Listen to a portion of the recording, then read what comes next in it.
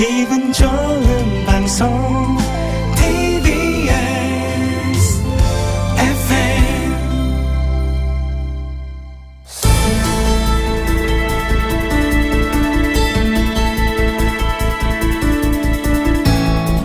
네, 문재인 대통령이 고위공직자 임용 5대 원칙과 관련해서 오늘 오후에 입장을 표명을 했는데요. 야당 반응이 좀 갈리고 있습니다. 국민의당 같은 경우는 이낙연 총리 후보자에 대한 인준에 협조하겠다 이렇게 밝혔습니다만 자유한국당은 수용 불가 입장을 확인을 했습니다.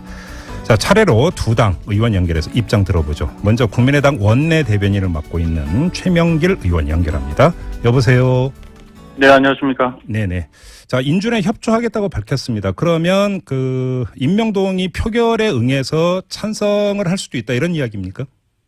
네, 찬성을 할지 뭐 반대를 할지는 의원들의 자유에 맡기는 것이고요. 네네. 표결 절차에 응하기 앞서 네네. 청문보고서 채택에 동의를 한다는 것이죠. 자, 바로 그 점인데요. 지금 자유한국당 곁으로는 수용 불가 입장을 내놨는데, 자, 임명동이 표결이 이루어지기 위해서는 전 단계가 청문 경과 보고서 채택 아닙니까?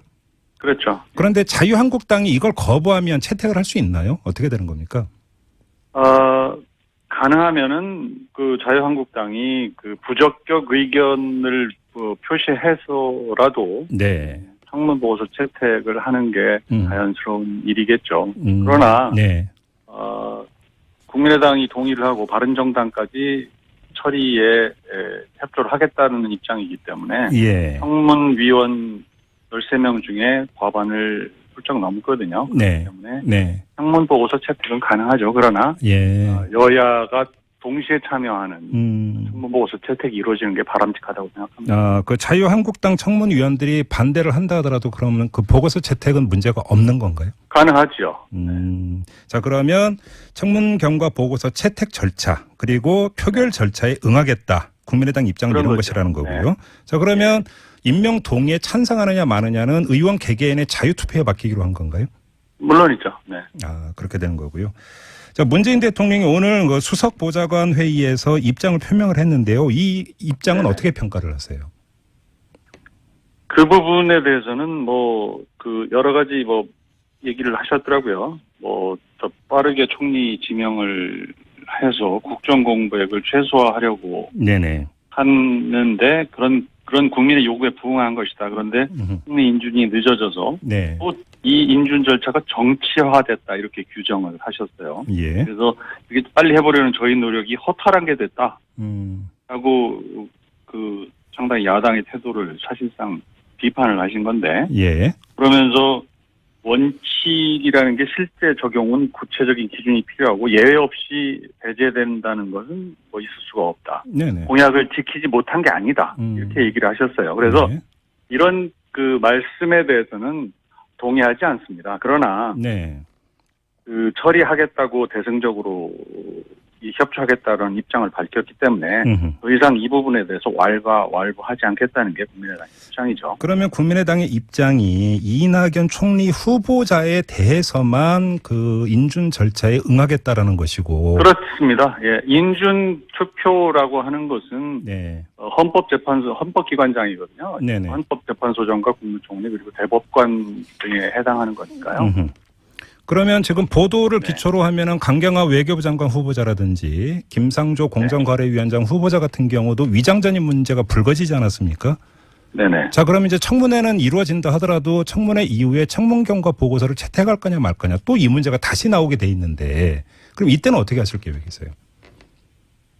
강경화, 그러니까 일반 국무위원의 경우는 네네. 청문 경과 보고서를 채택 여부와 관계없이 인준 표결을 하는 게 아니기 때문에 물론이죠. 예. 일정 시간이 지나고 나면은 뭐 대통령이 임명권을 그냥 행사할 수 있게 돼 있지 않습니까? 그러니까 그런 부분은 적격 부적격 논란이라든지 청문 보고서 채택 이런 것이 정치적으로는 논란이 되겠지만 그 부담을 안고 대통령이 임명하는 건 대통령의 뭐 재량권이니까요. 그 대목은 뭐 왜 여쭤보냐면 청문 경과 보고서가 채택이 되면 바로 대통령이 임명을 할 수 있지만 그 청문 경과 보고서 채택이 무산이 되면 15일인가에 또 그 기간을 지나야만 임명을 할 수 있지 않습니까? 바로 이 문제이기 때문에 그 인준 표결이 없다 하더라도 청문 경과 보고서가 채택이 되느냐 마느냐가 중요하잖아요. 그래서 여쭤보는 겁니다. 그건 시간의 문제일 뿐이죠. 중요한 그 임용의 하자 사항이 나온다든지 네네.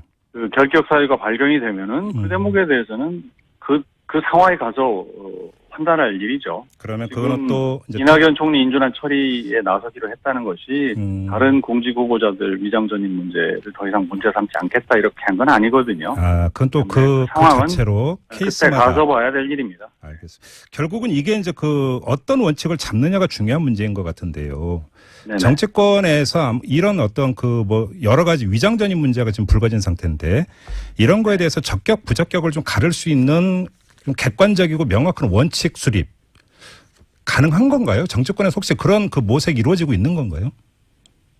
모색 그 원칙이라고 하는 것은 기본적으로 그 임명권자가 정하고 네. 그거를 국민한테 설명하고 네. 이해를 구하고 그거에 맞는 사람을 찾고 거기서 잘 되면은 국민의 칭찬을 받을 것이고 잘못될 경우에 책임지는 거니까요. 예. 그 자세한 인선의 원칙을 야당과 같이 만들자라고 하는 그런 얘기는 논리적으로 맞지 않는 거라고 봅니다. 아, 그러면 이 정부 쪽에서 제시를 하고 수용 여부를 야당이 판단만 하면 된다 이런 말씀이시네요. 수용 여부도 없지요. 아, 그런 것도 없고. 제시를 하는 것은 기본적으로 인선의 원칙이라고 하는 거는 예. 지금 문제가 된 게 이제 5대 비리를 완전히 그 배제하겠다고 해놓고 네네. 실제로 적용하다 보니까 일괄 적용이 어렵다라고 하는 것은 사실상 그 원칙을 변용하겠다는 뜻이잖아요. 예. 물론 약속을 공약을 지키지 못한 게 아니라고 주장을 하지만 사실은 국민들은 그 약속한 원칙을 수정했다는 건 보고 있는 그런 모습을 보고 있는 거 아닙니까? 네네. 그런데 그거를 어떻게 변형해 적용할지 그 기준을 어떻게 만들지는 여당이 하는 거죠, 정부가. 네. 그리고 스스로 약속을 어떻게 이제 바꿔서 할지는 자기들이 정하고 네. 그거에 맞춘 인선을 하고 그거에 해당하는 책임도 100% 지는 거죠. 이 과정에서 야당하고 같이 이런 걸 만들자 이렇게 얘기하는 거는 인선은 뭐 청와대가 하고 문제 생기면 책임은 같이 지자 이런 태도잖아요. 그런 거는 어찌 보면 논리에도 맞지 않고 정치 예의도 아니라고 생각합니다. 아, 알겠습니다. 자, 말씀 여기까지 드릴게요. 고맙습니다, 의원님. 네. 네. 지금까지 국민의당 원내 대변인을 맡고 있는 최명길 의원이었는데요.